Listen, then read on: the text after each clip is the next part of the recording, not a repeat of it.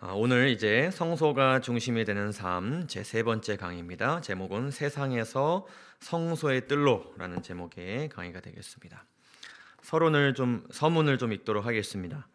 하나님께서는 인간과의 지속적이고 영원한 만남을 성사시키기 위해 매우 중요한 두 가지 계획을 실행하셨습니다. 그리고 그 계획은 어디에 나타나냐면 성소에 나타납니다. 그래서 성소를 통해 알 수 있는 하나님의 계획 두 가지, 그 중에 첫 번째는 무엇인가 하면은 사랑하는 인간을 멸망시키지 않고 죄만 없애는 계획.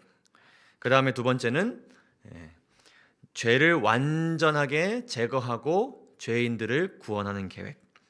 두 가지 계획을 세우셨고 그리고 실행하셨습니다. 그리고 그 계획이 무엇을 통해 드러내셨다고요? 성소를 통해 간략하고 또 자세하게 드러내셨습니다. 하나님이 놀라운 구원의 계획을 함께 확인하기 위해서 이제 세상에서 성소의 뜰로 함께 들어가도록 하겠습니다. 자, 우리가 무엇을 아는 것이 아주 중요할까요? 특별히 우리가 한 사회의 구성원으로서 살아가는 데 있어서 무엇을 아는 것이 매우 중요할까요? 이 법을 아는 것이 매우 중요합니다. 그래서 내가 속한 사회의 질서와 법규를 알고 이해하고 준수하는 것은 사회 구성원으로서의 마땅한 무엇입니까? 의무입니다. 의무. 또한 우리가 법을 알아야 무엇을 저지르지 않을 수 있습니까? 불법을 저지르지 않을 수 있어서 그렇게 함으로 인해서 우리가 다른 구성원들과 더불어 어떻게 살아갈 수 있습니까? 평화롭게 살아갈 수 있습니다. 더불어 함께 살아갈 수 있습니다. 마찬가지로 우리 또한 하나님 나라의 시민으로서 살아가고자 한다면 그분의 나라의 법을 우리가 이해하고 알아야 됩니다. 특별히 이 법과 관련되어서 좀 중요하게 우리가 먼저 살펴보고자 하는 것은 이것입니다. 법을 알아야 불법을 저지르지 않을 수 있다. 그것은 법 준수의 필요성과 중요성을 알아야 된다는 것입니다. 우리가 왜 법을 준수해야 되느냐? 꼭 법을 준수할 필요가 있느냐? 이것을 우리가 알아야 되는 것이죠. 그래서 이 법 준수의 필요성과 중요성을 언제부터 우리가 교육받냐면 아주 어릴 때부터 학교에서 교육받습니다. 그렇죠? 제가 검색을 해보니까 법을 준수해야 하는 까닭이라고 해서 초등학교 5학년 사회교과서에 이런 내용이 나와 있습니다. 우리 다 배운 것들입니다. 그렇죠? 그러니까 우리가 무엇을 준수해야 되느냐? 예를 들면 초록 불일 때는 가야 되느냐, 빨간 불일 때는 가지 말아야 된다. 이런 것들을 우리가 교육받기 전에 왜 이것을 알아야 되고 지켜야 되는지를 우리가 이해해야 되는 것이죠. 교과서에서 이렇게 설명합니다. 법은 개인의 권리를 보장하고 사회의 질서를 유지해 준다. 그리고 반대의 설명도 있습니다. 법을 어기면 누구의 권리를 침해한다고요? 다른 사람의 권리를 침해한다. 그리고 법을 어기면 사회의 질서가 유지될 수 없다. 그렇죠? 우리가 예를 들면 쓰레기를 아무데나 버립니다. 근데 법은 정해진 곳에 정해진 모양으로 버려야 된다고 합니다. 근데 내가 그냥 그게 너무 귀찮고 그렇게 하고 싶지 않아서 아무데나 쓰레기를 버리면 어떻게 될까요?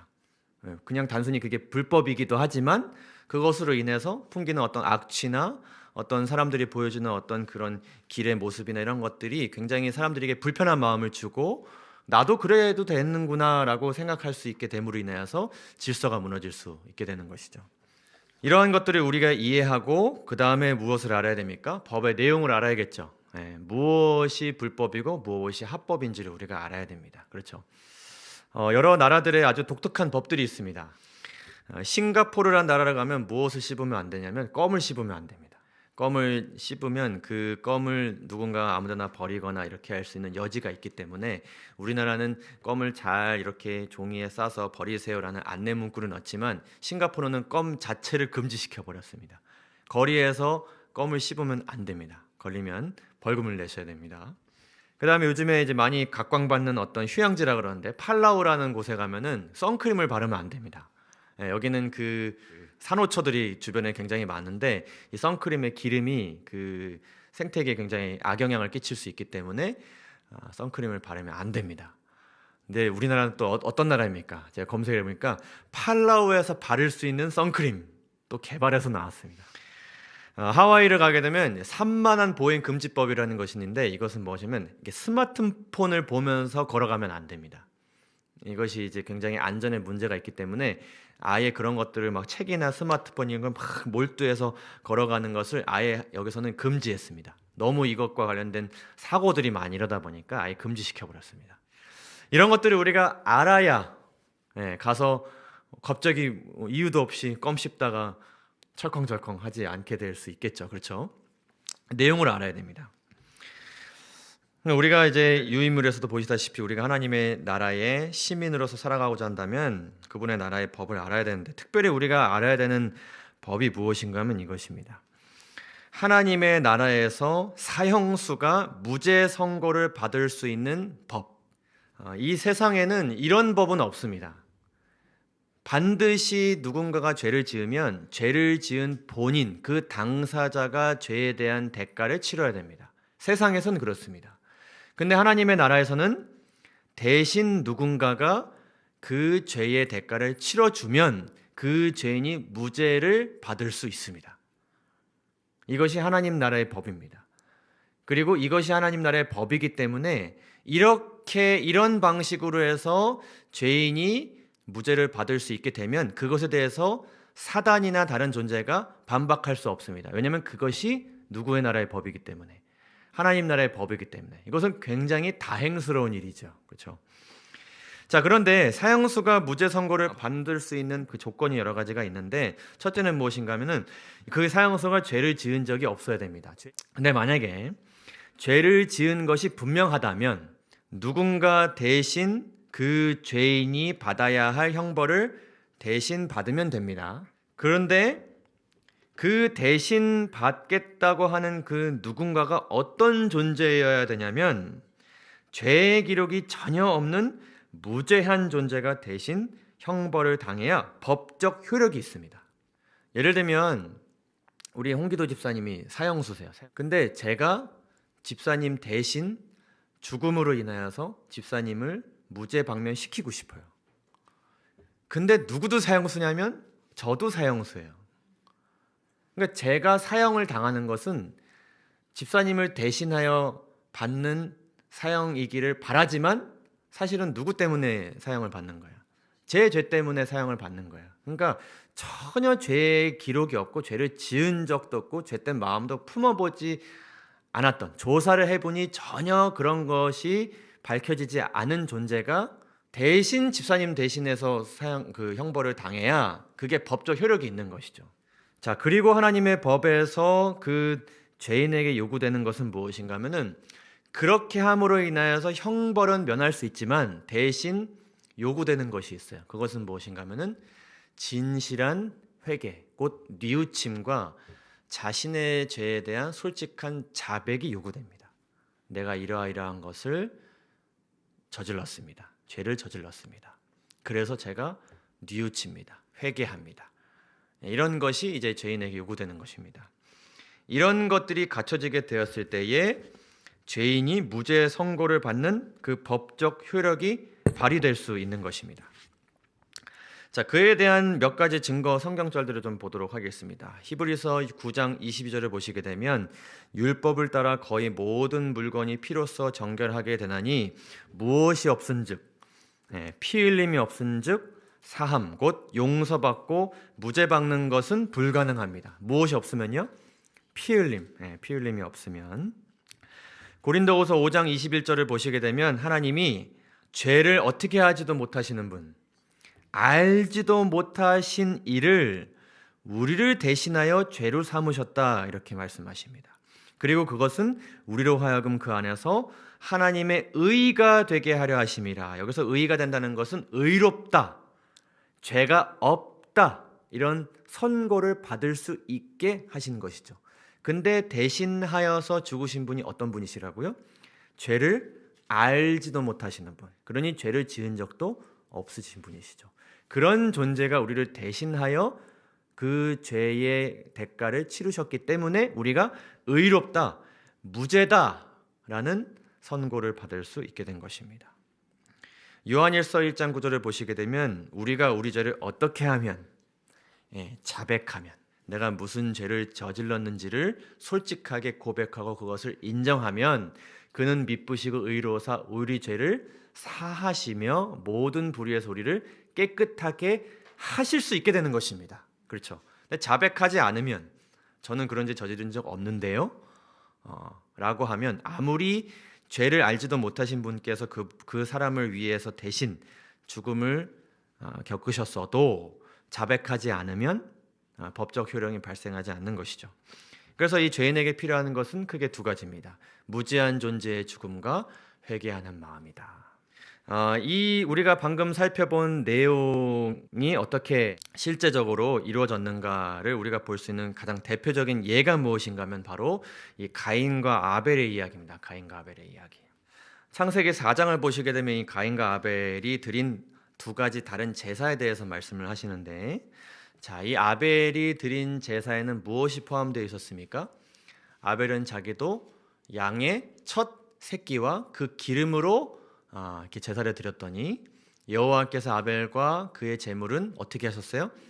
받으셨어요. 합당한 제물이라고 여겨질 수 있는 그런 제물이었어요.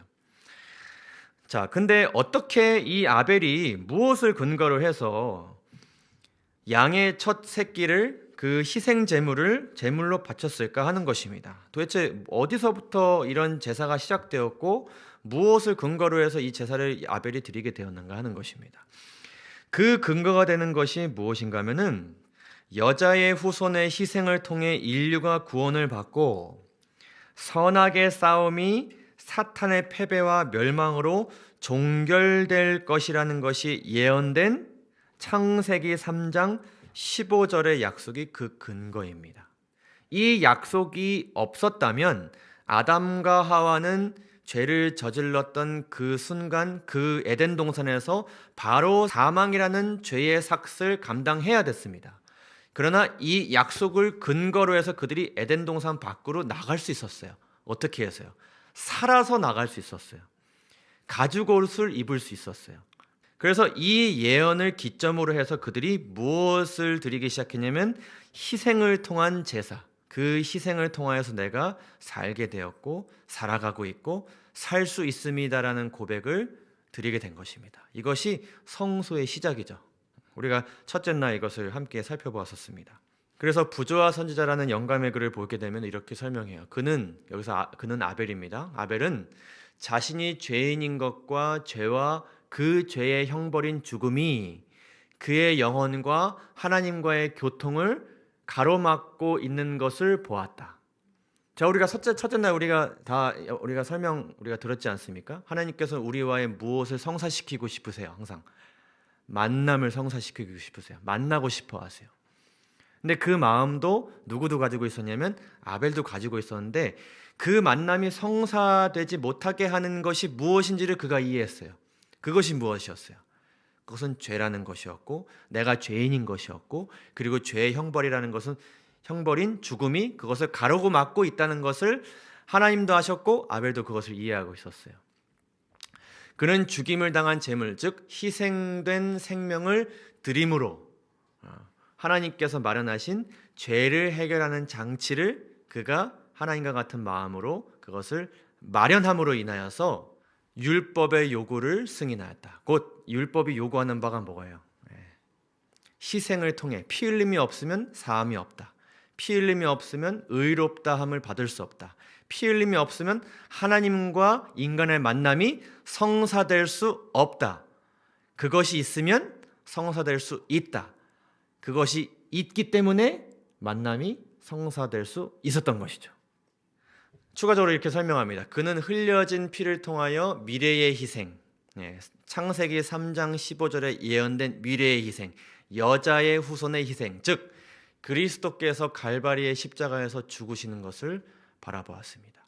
그리고 그곳에서 이루어질 속죄를 의지함으로 그것에서 이루어질 예수님의 희생으로 인하여서 내가 구원함을 얻게 되었다는 것을 믿음으로 인하여서 그가 어떻게 되었다고요?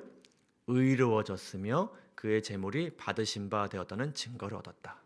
결국 이 희생 제물을 드림으로 인하여서 그 순간 하나님께서 어떤 선고를 내리신 거냐면 너가 죄를 분명하게 저지른 죄인이지만 뭐다? 무죄다. 그런 의미로 하나님께서 이 제물을 받으신 것입니다. 자, 그런데 누구는 그런 제물을 드리지 않았어요. 가인은 제물을 드리지 않았어요. 아까 죄인에게 요구된 그 두 가지가 포함되지 않은 제물을 드린 것입니다. 가인은 양의 새끼를 드리지 않고 땅의 소산으로 제물을 삼아 여호와께 드렸고, 하나님께서는 그 가인과 그의 제물은 받지 아니하셨어요. 받을 수가 없었어요. 받을 수 없었기 때문에 하나님과 가인의 만남이 성사될 수 있었을까요? 없었을까요? 없었어요. 부자 선지자 이렇게 설명합니다. 가인은 약속된 희생과 희생 제물의 필요성에 대해서 마음속으로 불평과 불신을 품고 하나님 앞에 나아갔다. 내가 굳이 이런 것을 드려야 되는가? 그 끔찍한 희생을 꼭 드려야 되는가? 왜 꼭 이런 방식으로 하나님을 만나야 되는가? 이런 여러 가지 불평과 불만을 가지고 나아갔습니다. 그러니 당연히 그의 봉헌문에는 죄에 대한 뭐가 있을 수 없었을까요? 참회가 있을 수 없겠죠. 내가 죄를 지었다고 생각하지 않았으니까. 제가 죄를 지었습니다. 죄송합니다. 뉘우치고 싶습니다. 저 때문에 이 양이 죽게 되었네요. 이런 마음이 없었으니까 당연히 하나님께서는 그 제물을 받으실 수가 없었던 것이죠. 근데 또 다른 문제점이 있었습니다. 그것은 무엇인가 하면 이 가인과 같이 아담에게 위임된 이 희생 제도가 다른 사람들에 의해서 왜곡될 수 있었습니다. 이런 식으로요. 우상 숭배, 잔인, 방탕이 하나님께서 지시하신 단순하고도 의미심장한 봉사를 부패시켰다. 그러니까 사람들의 죄악과 이런 불평과 불만, 귀찮고 게으르고 내 마음대로 하고 싶은 그 죄된 마음으로 인해서 이 제사가 간소화되기도 하고 변형되기도 하고 다른 것이 추가되기도 하고 여기에 담겨지지 않은 의미가 막 들어가기도 하고 이렇게 왜곡될 수 있었던 것이죠. 우상 숭배자들의 오랜 교제를 통하여서 이스라엘 백성들은 많은 이교의 습관들을 그들의 예배에 어떻게 했다고요? 혼합시켰어요. 그러므로 여호와께서는 시내산에서 이스라엘 백성들이 애굽에 있다가 하나님의 은혜로 구원받고 시내산까지 이렇게 이끌리게 되었던 그 시점에 하나님께서는 그들에게 희생 제사에 관한 어떤 지시를 주셨다고요? 명확한 지시를 주신 겁니다. 명확한 지시. 이런 것을 가지고 성소를 만들고 이런 방식으로 누가 이런 역할을 맡고 여기선 이것을 하고 그 다음에 이것을 하고 그 다음에 이것을 하고 매일 이것을 하고 1년에 한 번씩 이것을 함으로 인하여서 나에게 제사를 바치라는 아주 명확하고 구체적인 지시를 내리게 되신 것입니다. 그 이유는 그렇게 명확하게 알려주시고 명확하게 이것을 그들이 시행해야만 내가 그들 중에 거할 수 있고 그 가운데 하나님께서 그분의 백성들과 만날 수 있게 되기 때문입니다. 이것을 명확하게 주지 않으시면 사람들이 이것을 명확하게 실행하지 않음으로 인하여서 하나님과 상관없이 사는 삶을 살 수 있게 되기 때문에 하나님께서는 명확하게 주셔야 됐습니다. 그 만남을 성사시키기 위해서 말이죠. 우리에게도 이 성소의 기별을 주신 이유는 그래야 하나님께서 우리와 더 깊이 밀접하게 만나고 영원토록 동행하실 수 있기 때문입니다. 우리가 아무리 이 교회를 들락날락 한들 아무리 열심히 교회 생활을 하고 신앙 생활을 하고 또 열심히 말씀을 보더라도 결국 하나님과의 밀접한 만남이 이루어지지 않는다면 그 개인적인 만남이 이루어지지 않는다면 결국엔 하나님께서 우리에게 들려주시는 음성을 우리가 못 듣고 살아가는 것이고요. 하나님께서 우리에게 주신다고 약속하신 그 좋은 것들을 우리가 누리지 못하고 살아가는 것이죠. 아무리 교회를 다니고 오랫동안 다닐지라도 평안이라는 걸 경험해 보지 못하고 살아가고, 그렇죠. 용서받음으로 인하여서 생기는 그 보답하고 싶은 마음, 감사한 마음, 뭔가 하나님을 위해서 헌신하고 싶은 마음을 경험하지 못하고 살아가는 것이고요.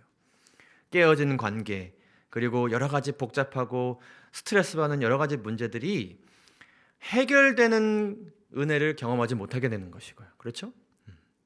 그래서 하나님께서는 나를 만남으로 인해서 얻을 수 있는 그 수많은 축복들을 우리가 누리고 살게 하시고 싶으셔서 어떻게든 우리에게 그 만남이 성사될 수 있는 구체적이고 자세하고 아주 명확한 답을 우리에게 주시고자 하는 것입니다.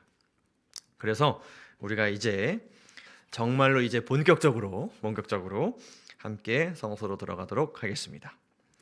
세 번째 페이지를 함께 보시도록 하겠습니다. 성소에 대한 간략한 이해를 하겠습니다. 이 성소라는 것은 정말 아무렇게나 지어진 것이 아니었습니다. 기준이 있었고 또 명확한 디자인이 있었고 구성되어야 될 것들이 분명하게 주어졌습니다. 출애굽기 25장 8절에서 9절을 보게 되면 이렇게 기록합니다. 내가 그들 중에 거할 성소를 그들이 나를 위하여 짓되 무릇 내가 내게 보이는 무엇대로 식양대로 장막을 짓고 기구들도 그 모양을 따라 지을지니라 이렇게 말씀하였습니다. 여기서 식양이라는 단어가 나오는데요. 이것은 히브리어로 타브니트라는 말인데 이것은 양식, 모델, 어떤 것의 형상, 복제품, 사본이라는 의미를 담고 있습니다. 그래서 식양이라는 말이 나오면 이것에 무엇이 있다는 말이냐면 원본이 있다는 말입니다. 원본. 그래서 열왕기하 16장 10절을 보시게 되면 여기서 아하스라는 왕이 나오는데 이 왕이 다메섹에 갔다가 잘 보세요. 거기 있는 제단, 그러니까 다메섹에 있는 원본, 그 제단을 보고 그 왕이 그 제단의 구조와 제도의 양식을 그려서 이것대로 짓도록 이스라엘에 짓도록 그렇게 했습니다.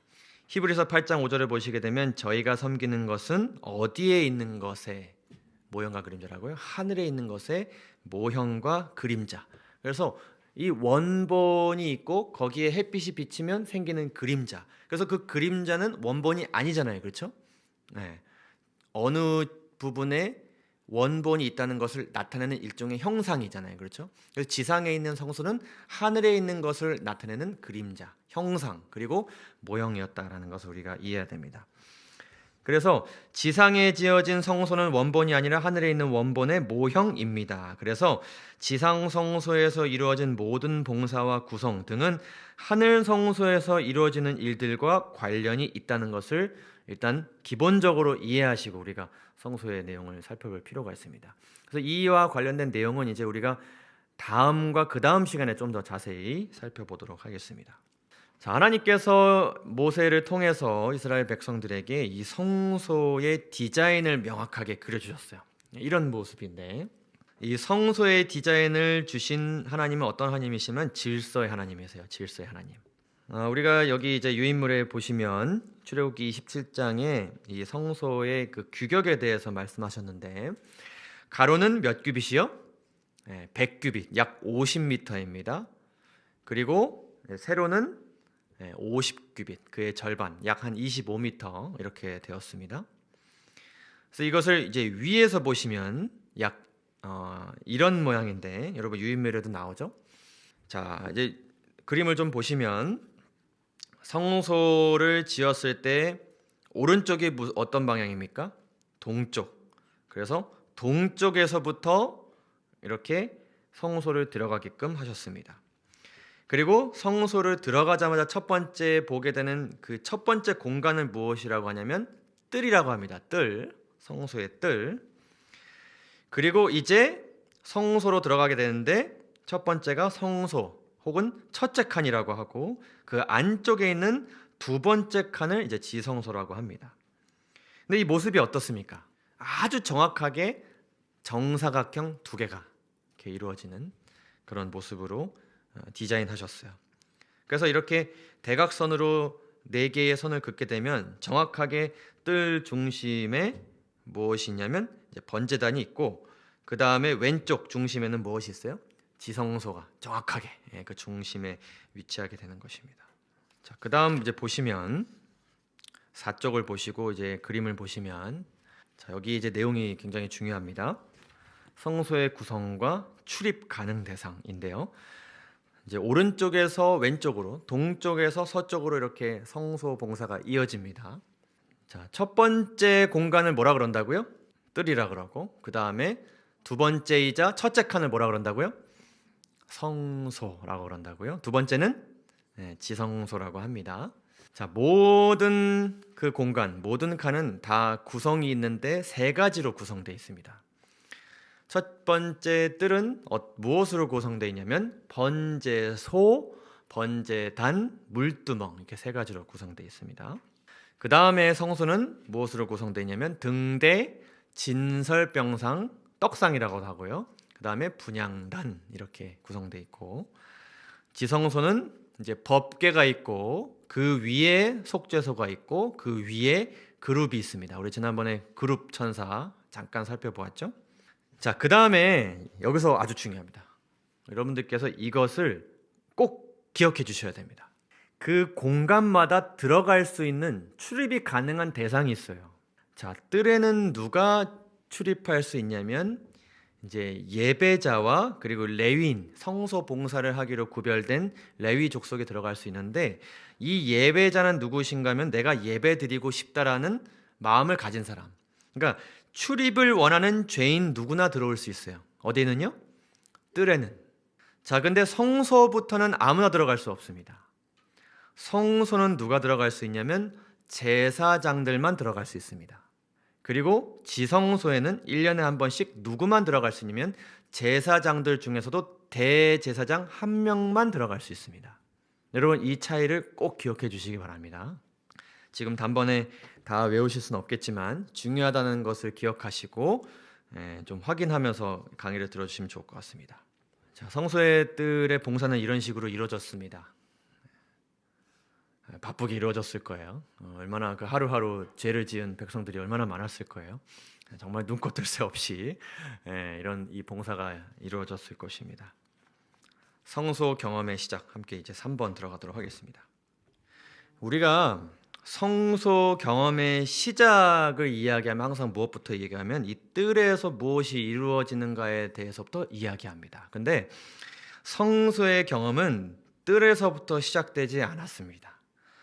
어떤 죄인도 그냥 갑자기 성소로 들어가지 않았을 것입니다. 분명 그 죄인이 어디에 있었을 때, 세상에 있었을 때 내가 성소의 뜰에 들어가야겠다, 그리고 그곳에 들어가서 내 죄를 용서받고 하나님을 만나야겠다는 마음을 가지게 된 어떤 계기가 있었기 때문에 성소의 뜰로 그가 들어가게 된 것입니다. 그러니까 이 성소 경험은 뜰에서부터 시작하는 것이 아니라 세상에 있었을 때부터 시작된 것입니다. 우리가 이것을 이해해야 됩니다. 그것이 성소의 경험의 시작이고 그것은 누구로부터 시작되었어요? 하나님으로부터 시작됐습니다. 그래서 이 이스라엘 백성들이 경험한 그 뜰의 경험이 있기 전에 그들이 세상에 있을 때 경험한 그 첫 성소의 경험이 있었습니다. 그것은 무엇인가 하면 출애굽기 2장에 기록되어 있는데, 하나님이 이스라엘 백성의 고통 소리를 들으시고 그들이 세상에 있었을 때 어떤 모습이었습니까? 이스라엘 백성들은 이집트의 노예로 오랜 기간 동안 고통 속에 있었습니다.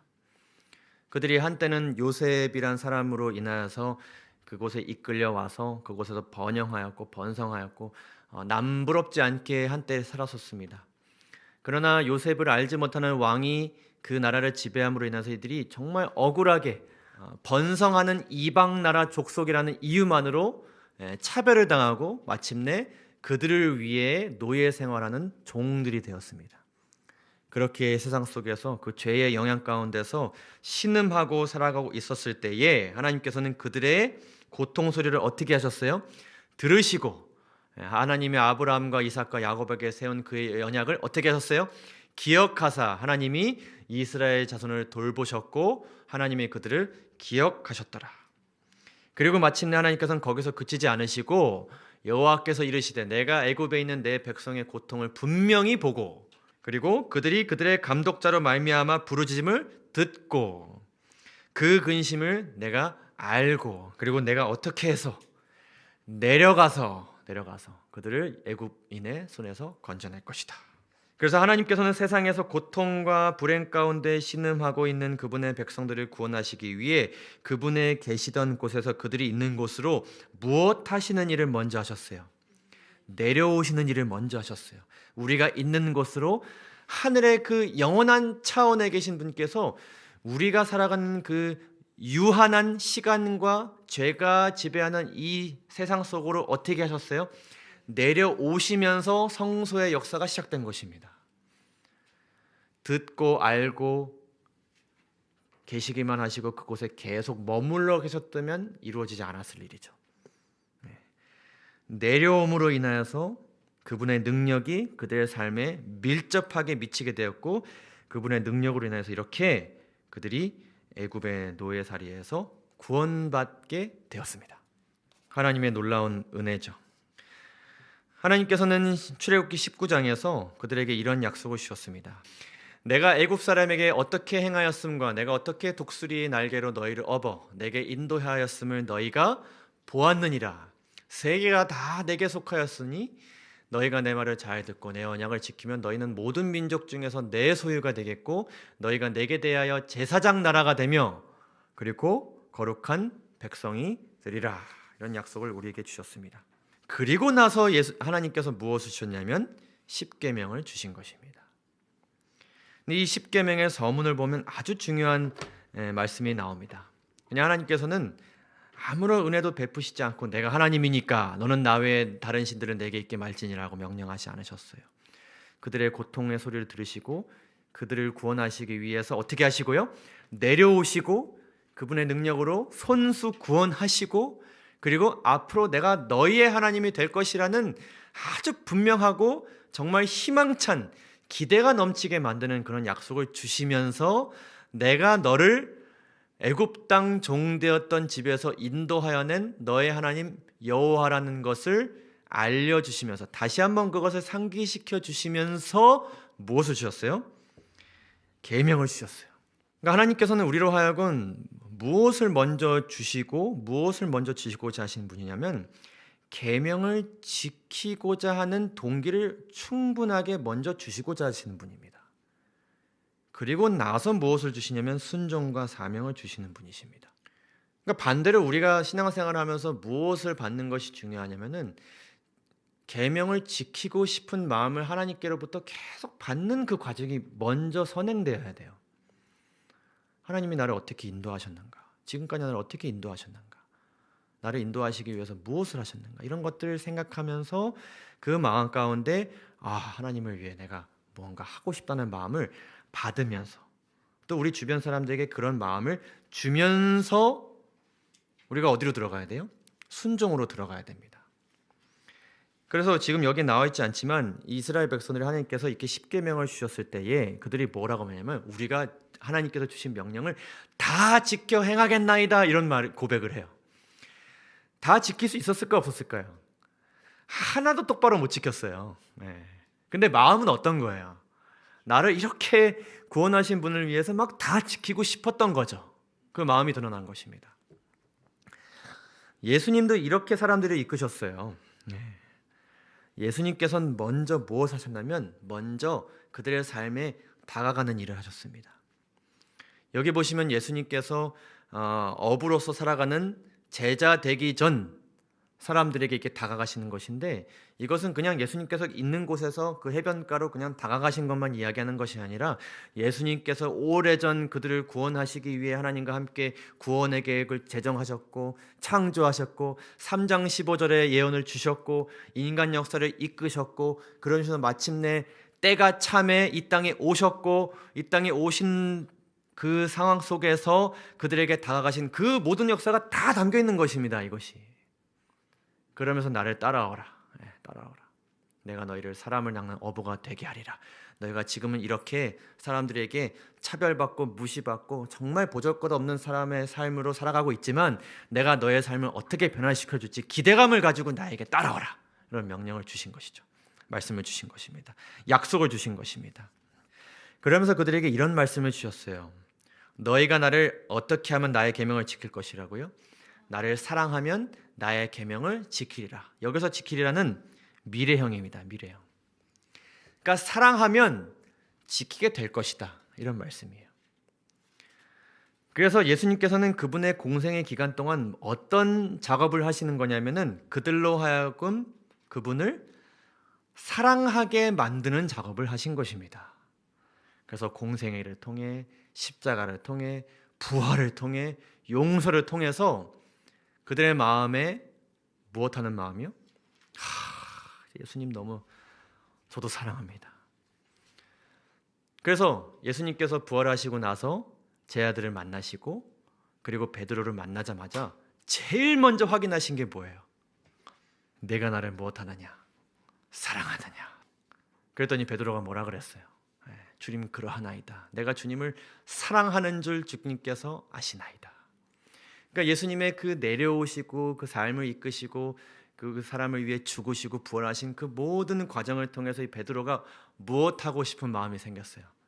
예수님을 사랑하게 됨으로 인하여서 그분의 명령에 따르고 싶은 마음에 충만하게 된 것입니다. 그리고 나니까 예수님께서 그거 확인하시고 나를 사랑하고 있구나. 그러니 뭐하라? 내 어린 양을 먹이라. 그 다음 사명을 주신 거예요. 정로계단은 이렇게 기록합니다. 우리가 현세의 사물에 대하여 이야기하는 것은 거기에 무엇이 있기 때문이다. 흥미가 있기 때문이다. 우리가 하고 싶은 이야기 하잖아요, 그렇죠? 사람들 만나고 또래들 만나고 집사님들끼리 제 친구들끼리 이렇게 만나면 서로 할 수 있는 이야기와 서로 하고 싶은 이야기를 하지 않습니까? 아무개 얘기, 교회 얘기, 자기 삶 얘기 이런 거 우리가 다 흥미가 있기 때문에 그것을 하는 것인데, 그런데 우리가 하나님의 돌보시는 증거를 볼 때마다 그를 생각할 것 같으면 그에 대해 이야기하고 그를 찬송하기를 좋아하게 될 것이다.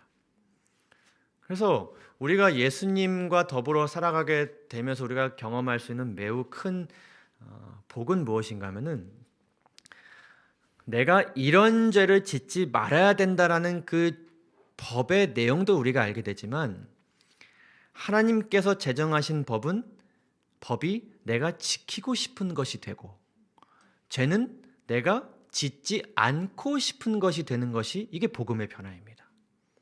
그것이 우리가 예수님과 계속 교제하면서 하나님이 나를 어떻게 돌보시지? 그것을 계속 생각하고 지금 내가 이 자리에 있는 것, 지금 이렇게 성소의 강의를 들으러 여러분들이 발걸음 옮기셔서 여기까지 와서 앉아서 이것을 듣고 계시기까지 하나님께서 여러분들의 마음을 이끄신 그 지난 삶을 되돌아보게 되었을 때 이게 얼마나 큰 은혜입니까? 그러면 우리 마음 가운데 어떤 마음이 생겨요? 하나님께 찬송하고 싶다. 하나님에 대한 이야기를 하고 싶다. 이런 마음이 이제 생기는 것입니다. 자, 이러한 내용을 여러분 기억하시면서 누가 언제 성소의 뜰로 들어갈까요? 누가 언제? 이러한 마음에 이끌려서 이제 성소가 중심이 된 이 환경에서 살아가게 된 백성들이 언제 성소의 뜰로 들어가느냐 이것입니다.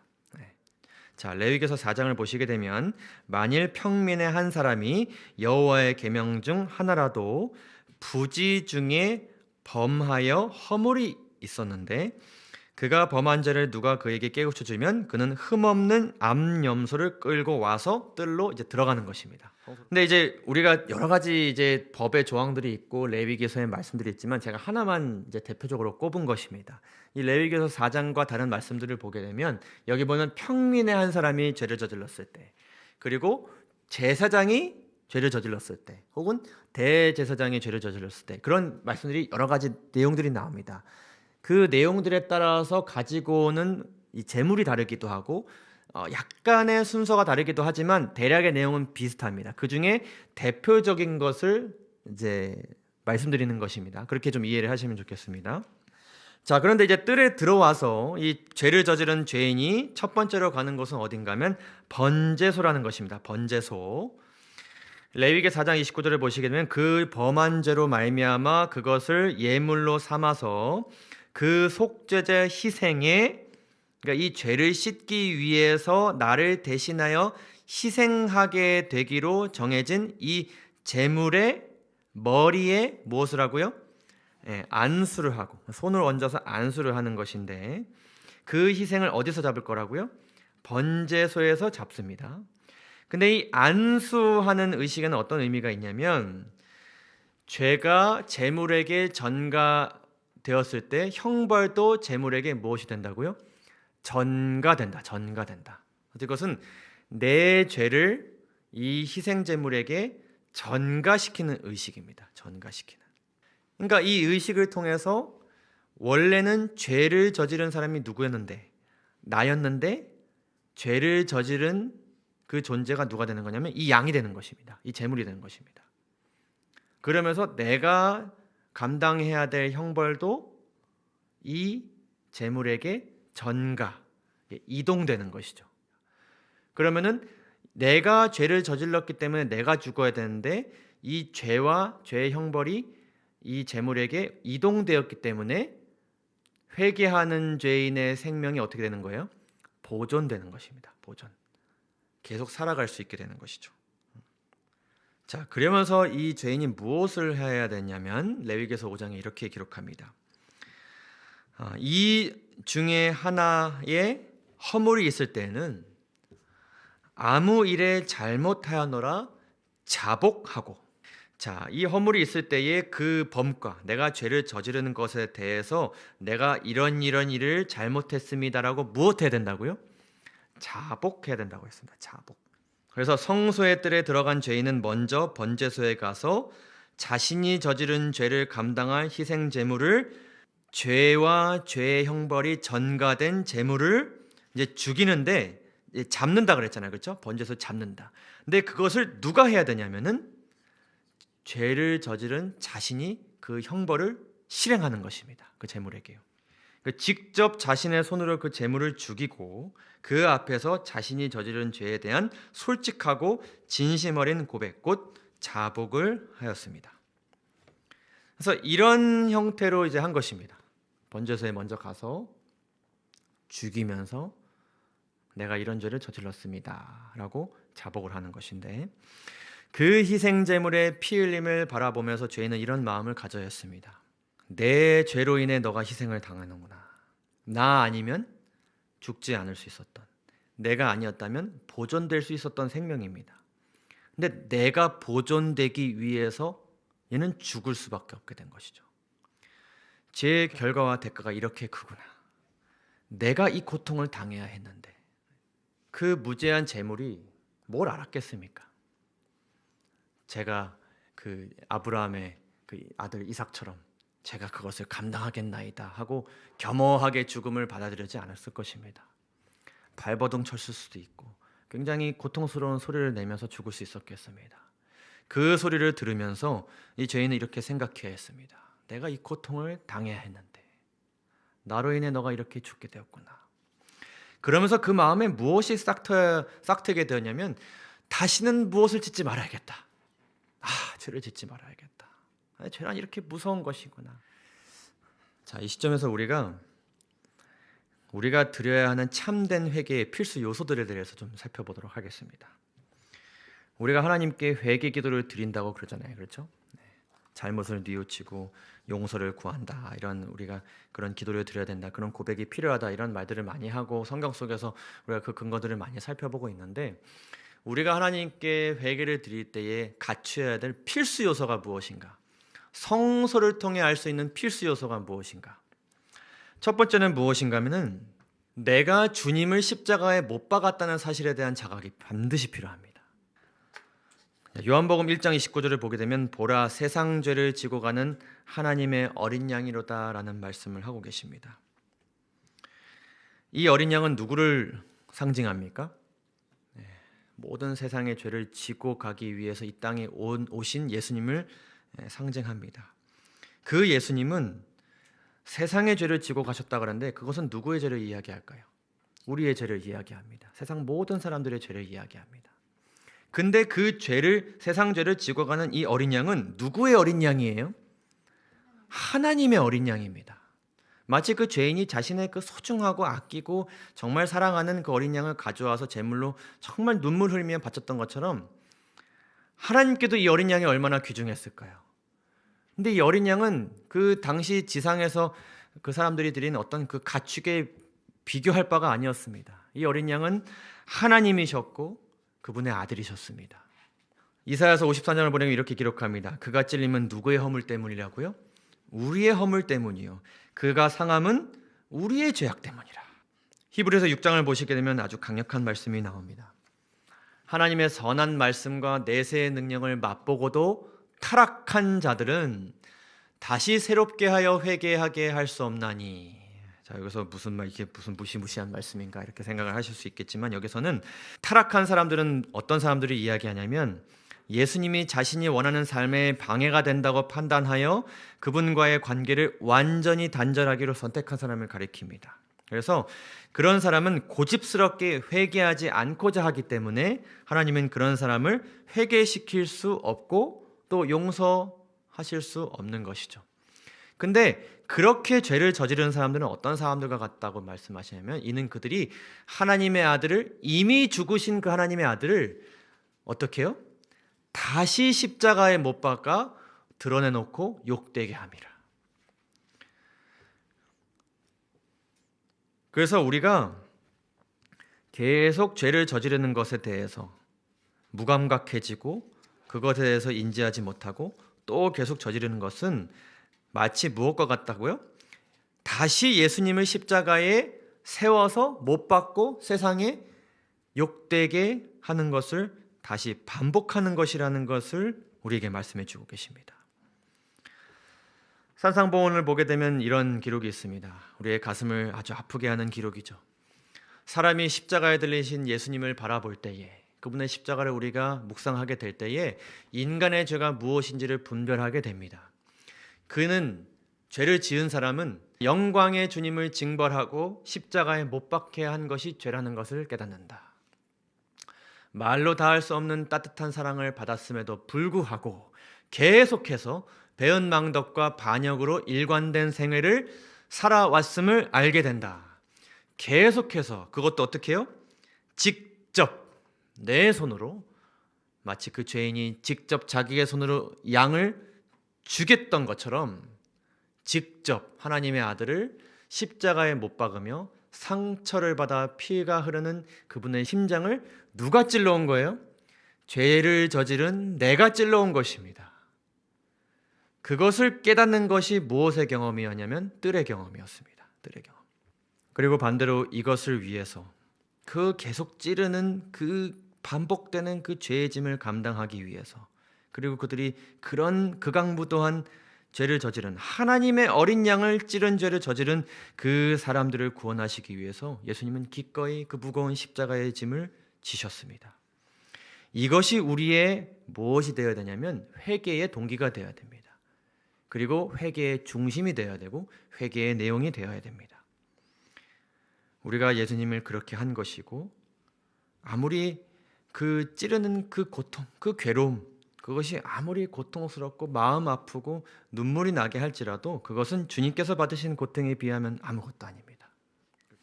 우리의 회개 속에 예수님의 십자가가 자리하게 되기를 간절히 바랍니다. 그리고 그분을 찌른 사람이 나라는 사실을 자각하고 인정하는 고백이 있게 되기를 간절히 바랍니다. 많은 사람들이 이러한 고백이, 그러한 마음이 담겨지지 않은 잘못된 회개를 드립니다. 정노의 계단을 보게 되면 많은 사람은 저희의 악행이 저희 자신에게 고통을 미치게 할까 두려워서 저희가 범죄한 것을 후회하고 혹은 외모적 변화를 나타내기도 한다. 그러나 이것은 성경상 의미로는 회개가 아니다. 저들은 죄, 주님을 찌른 그 죄라는 것보다도 그 무엇을 슬퍼함이라고요? 고통을 슬퍼합니다. 자, 이것이 왜 위험한 회개일까요? 왜 이것이 위험한 회개일까요? 여러분, 죄의 결과가 항상 고통스러운 것은 아닙니다. 그렇지 않나요? 죄를 지었다고 해서 우리의 인간 삶이 항상 어지럽혀지고 항상 후회가 남나요? 때로는 어떤 경우가 있냐면 죄를 저지름으로 인해서 내가 간절히 원하는 바를 얻게 되는 경우도 있습니다. 죄를 저지름으로 인해서 행복을 얻게 되는 경우도 있습니다. 뭔가 더 기분이 좋아지게 되는 경험을 하게 될 수도 있고 많이 합니다. 그렇죠? 그럼 그런 경우에는 우리가 과연 진심을 다해 회개할 수 있을까요? 진심을 다해 회개하는 경우는 죄의 결과가 너무 고통스러울 때일 거고, 그렇지 않은 경우일 때는 아주 가볍고 간단한 죄에 대한 회개를 할 수 있는 것입니다. 그래서 이것이 우리의 회개의 동기가 되면 우리는 아주 위험한 신앙생활 가운데 빠지게 될 수 있습니다. 마치 누구의 제사같이 될 수 있냐면 가인의 제사같이 될 수 있는 것이죠. 그런데 우리가 늘 이 십자가가 동기가 되어서 내가 찔렀다는 것을 늘 기억하면 어떠한 죄를 우리가 저지를지라도 우리는 어떤 회개를 드릴 수 있냐면 진심 어린 회개를 드릴 수 있고 하나님께서 받으실 수 있는 제사가 있는 피 흘림이 있는 회개를 드릴 수 있고 그런 회개를 우리가 할 때에 하나님께서 그것을 받으실 수 있고 마침내 하나님께서 우리에게 주시는 그 가까운 만남 가운데 주실 수 있는 말씀과 축복을 우리가 얻을 수 있게 되는 것입니다. 자, 두 번째는 무엇인가? 아까 우리가 살펴본 것처럼 내가 주님을 십자가에 못 박은 죄에 대한 명확한 고백과 인정이 필요합니다. 곧 뭐가 필요한 걸까요? 자복이 필요합니다. 자복. 그래서 잠언 28장 13절에 보시게 되면 자기의 죄를 숨기는 자는 형통하지 못하나. 자복이 없는 회개니까 뭐 하나님과의 만남도 성사될 수 없고 뭐 생동감 있는 신앙생활을 할 수 없게 되는 것은 너무나도 당연한 일인 것입니다. 근데 죄를 자복하고 그리고 무엇하는 자는 버리는 자는 하나님께로부터 불쌍히 여김을 받을 수 있습니다. 여기서 자복이라는 것은 무엇인가 하면 내 죄를 무엇하는 거예요? 포기하고 그리고 버리는 것입니다. 정로에게는 이렇게 기록합니다. 하나님께서 하나님께 불쌍히 여김을 받는 조건은 단순하고 공정하고 합리적인 것이다. 주께서는 우리의 죄의 사유를 받기 위하여 무슨 괴로운 일을 행하기를 요구하지 않으신다. 이 자복이라는 것이 막 뭐 몇 시간 이상 기도를 해야 되고 무엇을 깨달아 알아야 되고 막 돌을 닦아야 되고 막 그래야 겨우 이렇게 불쌍히 여김을 받을 수 있는 것이 아닙니다. 단순히 뭐만 하면 돼요. 솔직하게 고백하면 돼요. 이어서 이렇게 말씀하십니다. 진정한 자복은 언제든지 무엇하게 해야 돼요? 명백하게 하고 또한 지은 죄를 꼭 지적하여 자백한다라고 기록하고 있는데 제가 영어 원문을 보니까 이것은 인정한다라는 말이에요. 인정한다. 그러니까 무엇 해야 돼요? 인정해야 돼요. 인정하고자 하는가를 보시는 것입니다. 제가 이제 저희 와이프랑 간혹 이렇게 말다툼을 할 때가 있는데 이게 뭔가 이제 제가 잘못을 해서 저희 와이프가 여자친구일 때 이렇게 막 마음이 상하고 막 삐지고 막 화가 나고 이럴 때가 있지 않습니까? 그럼 제가 바로 어떻게 할까요? 빨리 이것을 수습하기 위해서 너무 미안해. 내가 너무 잘못했어. 그럼 여러분들 어떻게 물어보셨습니까? 뭐가 미안해? 다 해보신 것 같아요, 그죠? 정확하게 뭐가 잘못됐는지 이야기해줘 이렇게 얘기하죠. 그럼 제가 나름대로 이제 막 이것도 미안하고 저것도 미안하고 막 제 존재도 미안하고 막 그냥 뭐 내가 너에게 남자친구가 된 것도 미안하고 막 이렇게 얘기하는데 그 제 여자친구는 그거를 이렇게 이해가 됐을까 안 됐을까요? 안 됐죠. 무슨 얘기를 하는 건가? 근데 이제 그러면서 이제 뭐라고 얘기하냐면 오빠는 정말로 미안한 게 아니야. 진심이 아니야. 이런 얘기를 할 때가 이제 있었죠. 그렇죠?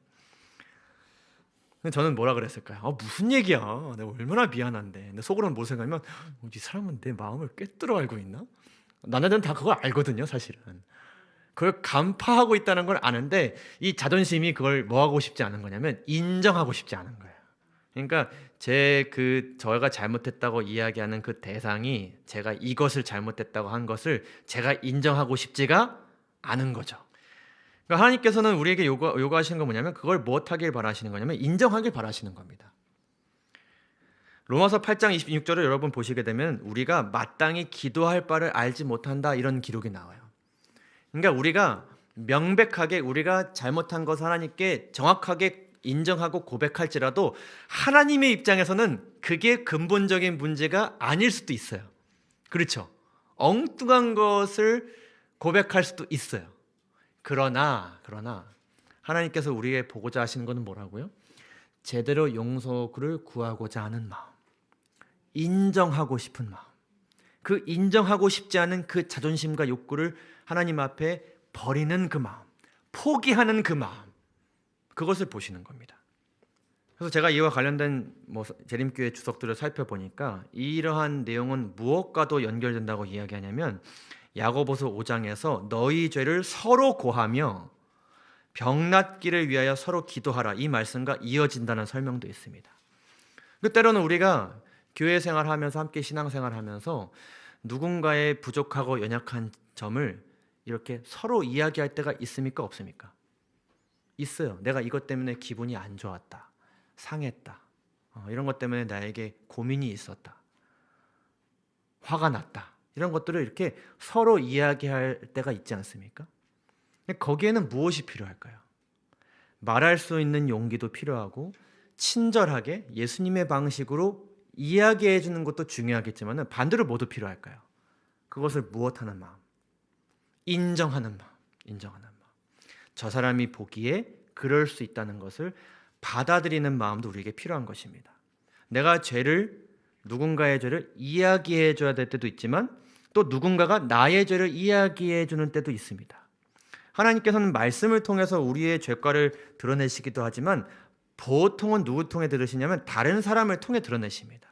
다른 사람과의 소통을 통해서, 다른 사람과의 관계를 통해서, 다른 사람의 어떤 말을 통해서. 근데 그 말이 나에게 친절하게 올 수도 있지만 어떻게 올 수도 있어요.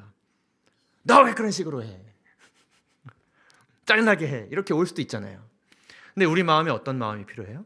그것을 그럴 수 있다, 인정하고 내가 가지고 있는 그것을 포기하고 버리고 일단은 받아들일 수 있는 그 마음이 필요합니다. 누가 주셔야 될까요? 하나님께서 주셔야 되는 거죠. 우리가 정말 하나님 앞에 명확하게 고백하고 인정하고 자복하는 연습을 하다 보면 우리 사이에서도 그렇게 더 될 수 있을 것입니다. 어쨌든 이것이 우리에게 반드시 필요하다라는 것입니다.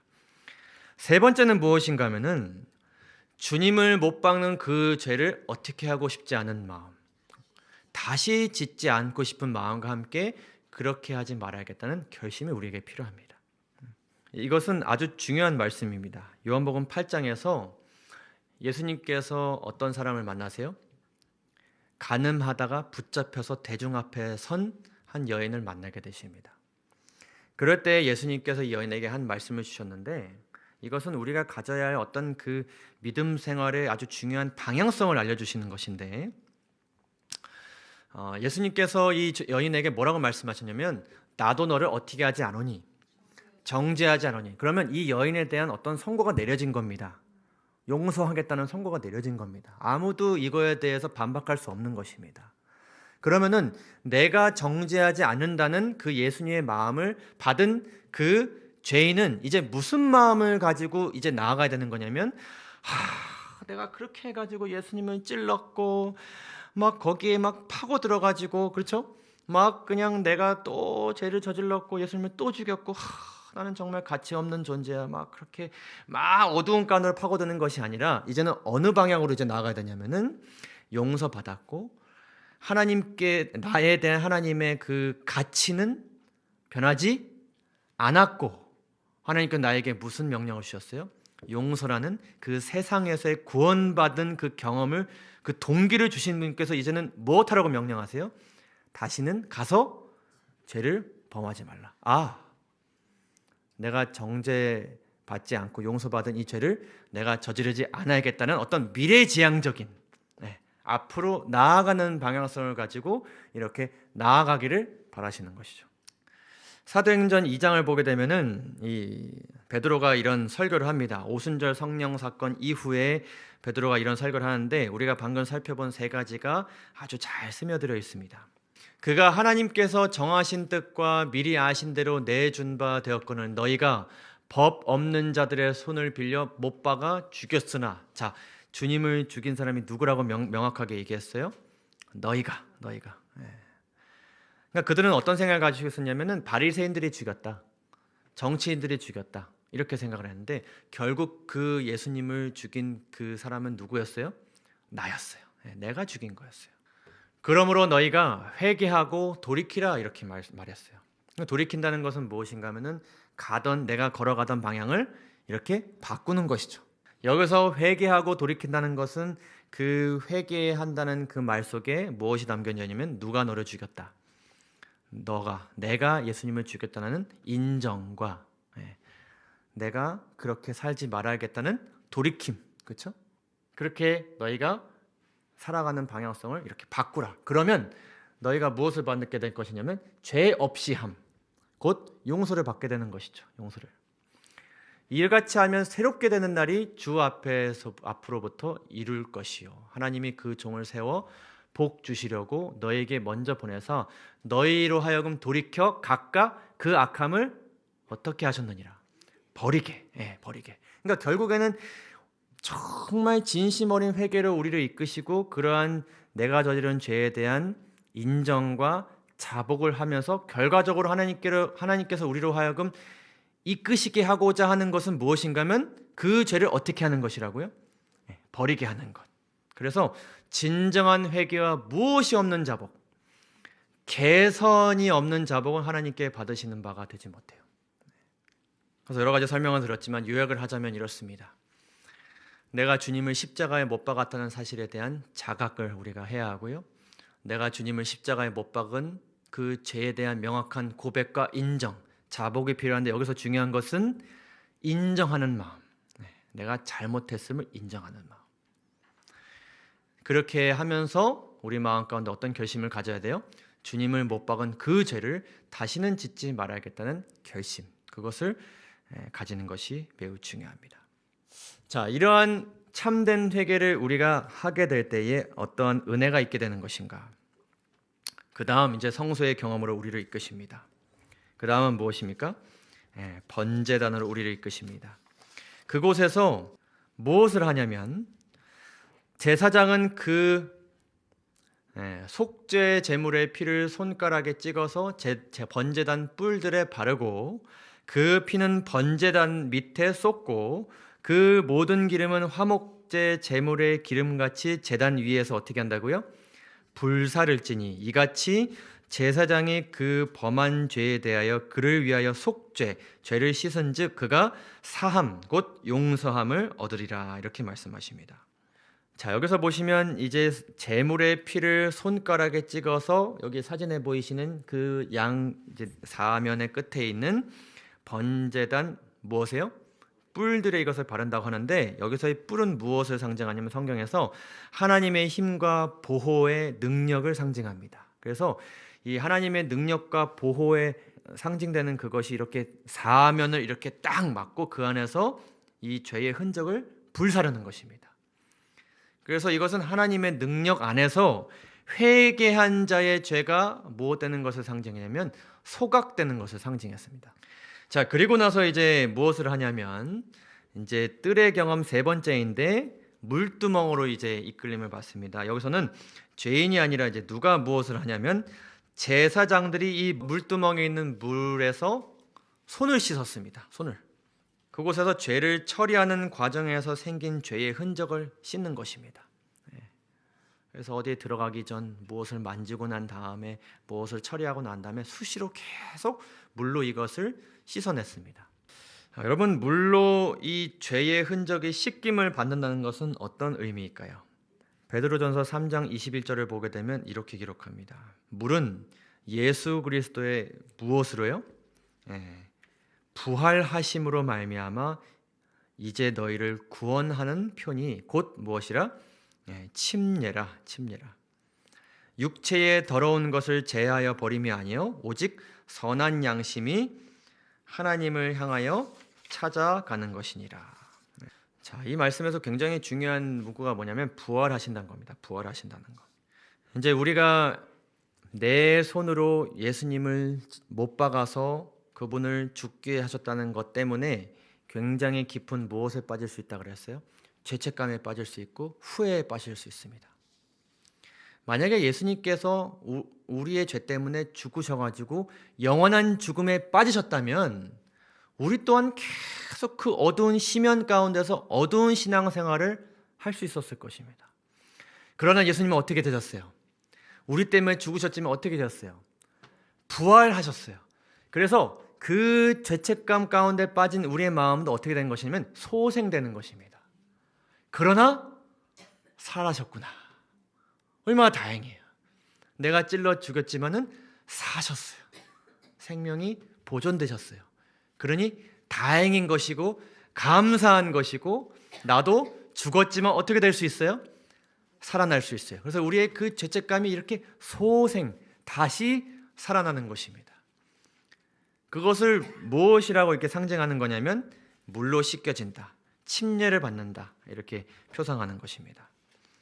그리고 이제 이것은 무엇을 또한 의미하냐면 9페이지 유인물을 보시게 되면 위 성경절은 우리가 실제적인 그런 침례 의식에 대해서 이야기하는 것이기도 하지만 예수님의 사랑과 은혜를 우리의 죄된 양심이, 그런 어두운 감정, 어두운 생각, 부정적인 것들, 죄가 만든 여러 가지 마음들, 이런 것들이 물려 어떻게 나가고요? 씻겨 나가고 선한 양심, 곧 예수님의 마음이 우리 마음에 자리하게 되는 경험을 의미합니다.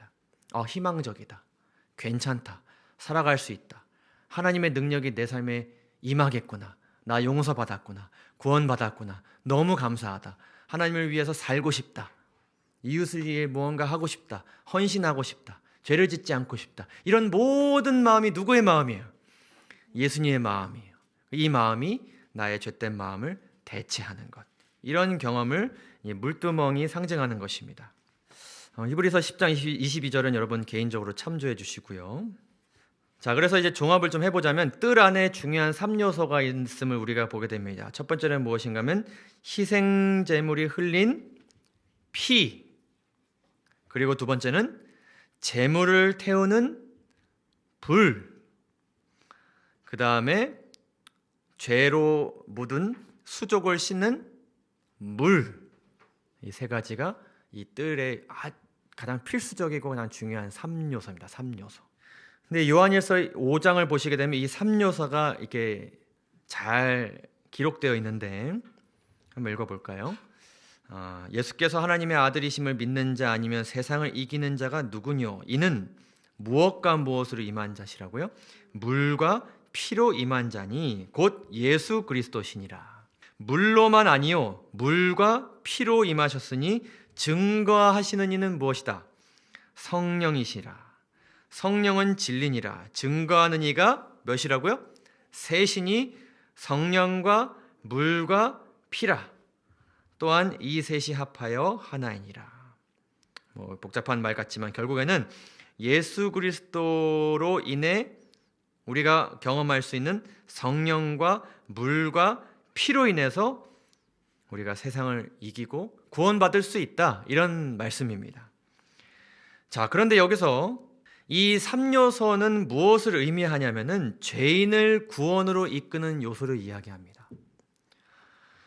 여기서 희생제물이 흘린 피는 무엇을 의미할까요? 십자가를 의미하겠죠.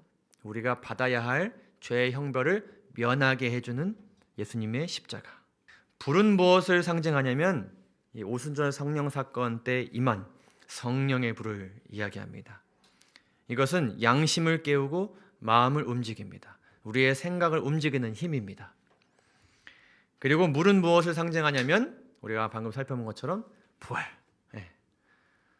옛것이 지나가고 새로운 마음과 결심을 가지게 하는 것. 그래서 예수님을 통해서 우리가 예수님의 피를 경험하고 성령의 불을, 그러나 예수님께서 보내주신 성령의 불을 또 경험하고 또 우리의 그 죄된 마음과 후회와 죄책감이 다시 소생되는 물을 경험하고 부활을 경험하고, 이렇게 됨으로 인해서 우리의 마음 가운데 어떤 것이 생기는 것이냐면 하나님께로부터 내가 용서받았다, 구원받았다, 이런 믿음이 생기게 되는 것입니다. 자, 그 가운데 죄인은 고작 무엇하는 거예요? 인정하고 자복하는 거. 고작 그거 하는 겁니다. 나머지 하나님께서 이 고백이 법적 효력이 될 수 있도록 모든 장치를 완벽하게 해놓으심으로 인하여서, 빈틈없이 해놓으심으로 인하여서 우리가 자복하고 인정함으로써 무엇을 받을 수 있어요? 용서를 받고 구원을 받을 수 있게 된 것입니다. 아멘이십니까? 그렇게 됨으로 인하여서 우리는 의롭다 하심을 얻을 수 있게 되었어요. 너는 무엇이다? 무죄이다.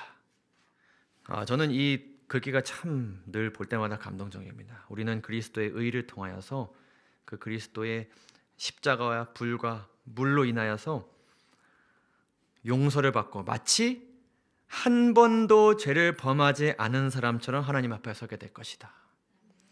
그래서 우리가 아까 사형수가, 여러분 이것이 얼마나 엄청난 은혜인가요? 엄청난 은혜인가요? 여기 히브리서 10장 2절에서 4절과 또한 10절과 14절에 있는 말씀이 있습니다. 시간상 다 읽지는 않겠습니다. 근데 이 말씀을 보게 되면 무엇이 나오냐면 동물의 피와 예수님의 피의 차이가 나옵니다. 차이가. 그러니까 동물의 피를 통해서도 우리가 얻게 되는 은혜가 있고 그것도 큰 은혜인데 예수님의 피로 얻게 되는 은혜는 이와 비교할 수 없이 큰 은혜입니다. 그래서 그 증거 말씀이 이제 그 히브리서 10장의 말씀에 나오는 것인데 특별히 19절을 보시게 되면 어떤 말씀이 나오냐면 그러므로 형제들아 우리가 예수의 피를 힘입어 어디에 들어갈 담력을 얻었다고요? 성소에 들어갈 담력을 얻었나니. 두렵고 떨리는 마음이지만 들어갈 수 있는 자격을 얻게 된 것입니다. 자, 우리가 처음에 뭘 살펴보았죠? 누가 어디에 들어갈 수 있느냐를 우리가 살펴보았죠. 기억나십니까? 자, 뜰에는 누가 들어갈 수 있었다고요? 죄인, 성소의 뜰에 들어가고 싶은 누구나 다 들어갈 수 있었어요. 근데 성소는 누구나 들어갈 수 있어요? 없어요? 없어요. 누구만 들어갈 수 있어요? 제사장만 들어갈 수 있어요. 자, 동물의 피로 드리는 제사를 통해서 우리가 죄에 대한 용서는 받지만 어디엔 들어갈 수 없어요? 성소에 들어갈 수 있는 자격, 곧 하나님과 밀접하게 만날 수 있는 기회를 얻지는 못했어요. 무엇의 피로는요? 동물의 피로는 그것을 얻지 못했어요. 자, 근데 우리가 예수님의 피로 드리는 제사를 드리면 아까 우리가 살펴본 그 삼요소가 갖추어진 그런 제사를 드리게 되면 하나님과의 밀접한 만남이 가능해졌어요. 우리가 어디에 들어갈 수 있게 되었어요? 성소에 들어갈 수 있게 되었어요. 그래서 우리가 다음에 살펴보겠지만은 성소 안에 들어가서 이제 봉사하는 것 중에 무엇이 중요하게 있냐면은 말씀, 우리가 매일 말씀 보고 기도하고 이런 어떤 구원받은 자들의 믿음 생활에 대해서 우리가 성소를 통해 살펴보게 되는데 우리가 그렇게 하나님과 밀접하게 말씀을 통해 교제하고 기도하게 된 것이 그냥 내가 성경책 피고 기도하고자 결심했기 때문에 되는 것이 아니라는 것을 우리가 알 수 있게 되는 거예요. 이게 엄청난 은혜입니다. 그게 그냥 변화가 아니에요. 내가 구원받았고 내가 구원받았기 때문에 하나님의 말씀 무엇인지를 상고해야겠다라고 그렇게 변화된 것은 그 우리의 회개 가운데 예수님의 피가 자리하고 있었고 예수님께서 나를 위해서 죽으셨기 때문에 거기에 하나님의 뿔이 강하게 지키고 있음으로써 그 안에서 이 죄가 용서되고 불살라지고 새롭게 소생되는 그 역사가 있었기 때문에 내가 말씀을 펴서 보고 밀접하게 하나님과 상고할 수 있는 능력을 우리가 경험하게 되는 것입니다. 이스라엘 땅에서는 누가 하나님의 말씀을 대신 전해줬어요? 제사장과 선지자가 대신 전해줬어요. 근데 우리는 이제 뭐 할 수 있어요? 성령의 능력을 힘입어 직접 이거를 볼 수 있게 된 거예요. 그래서 우리가 말씀 읽고 그냥 기도하는 것은 그냥 은혜가 아닙니다.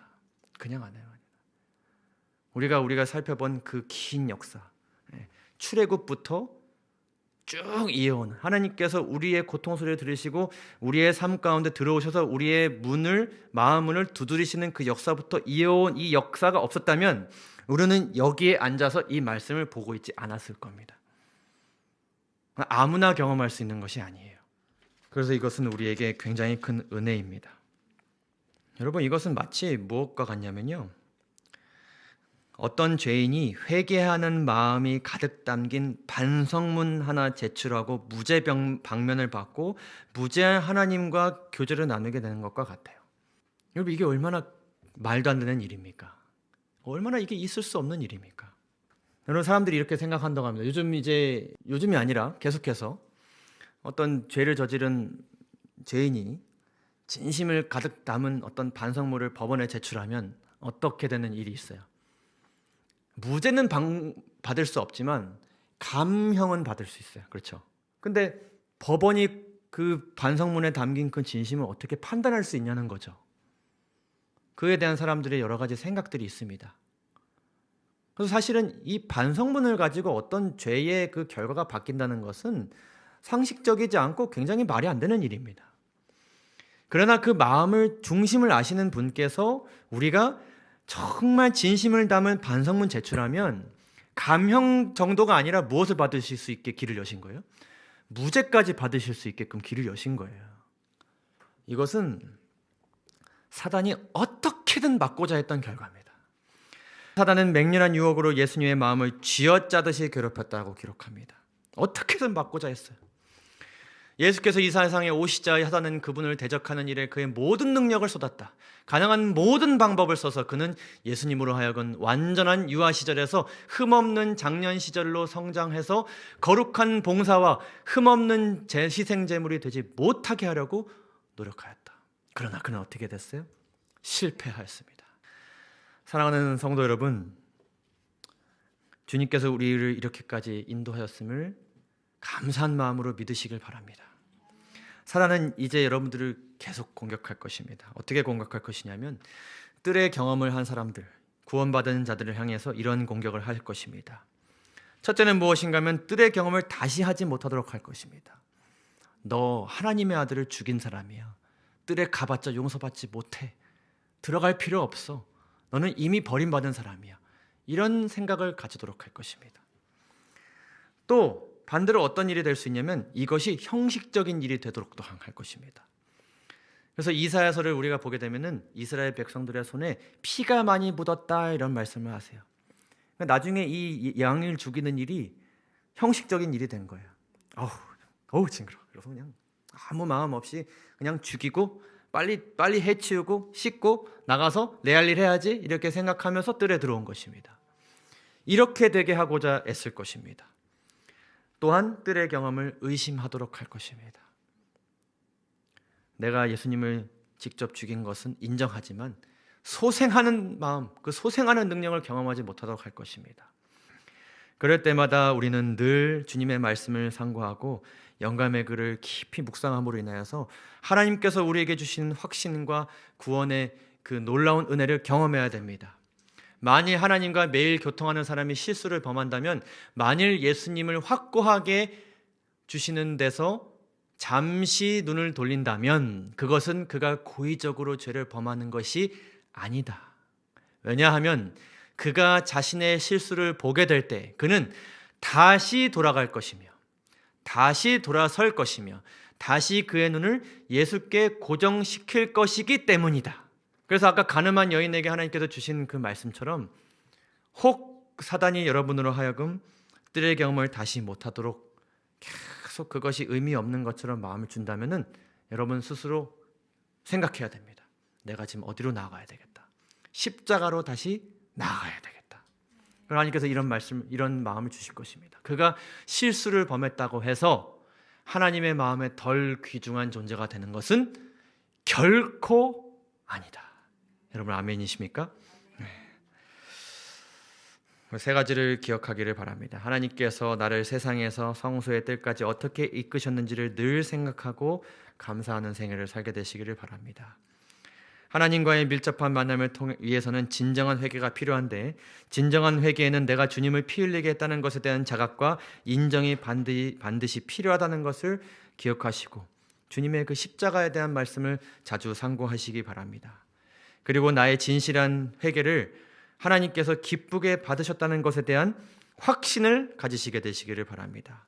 혹 실수하더라도, 혹 그러한 믿음을 가지지 못했을지라도 사단이 주는 마음에 절대로 흔들리지 마시고 다시 주의 십자가로 나아가시기 바랍니다. 기도하고 마치도록 하겠습니다. 하늘에 계신 우리 아버지 하나님, 긴 시간 우리의 마음과 심령을 이끌어 주심에 감사드립니다. 하나님께서 우리를 위해 무엇을 하셨고 무엇까지 하셨는지를 기억하게 해주시니 감사합니다. 다시 한번 살펴보고 평생 그리고 영원토록 이 십자가와 부활이라는 놀라운 주제를 우리가 살펴보겠사오니 하나님 우리에게 구원받았다는 믿음과 확신을 주시옵고 용서받았다는 확신을 주시옵고 주님을 위해서 헌신하고 살아가고 죄를 다시는 짓고 싶지 않은 그런 하나님의 마음을 우리의 마음 가운데 공급하여 주셨기를 간절히 바라며 예수님의 이름으로 간절히 기도드립니다. 아멘.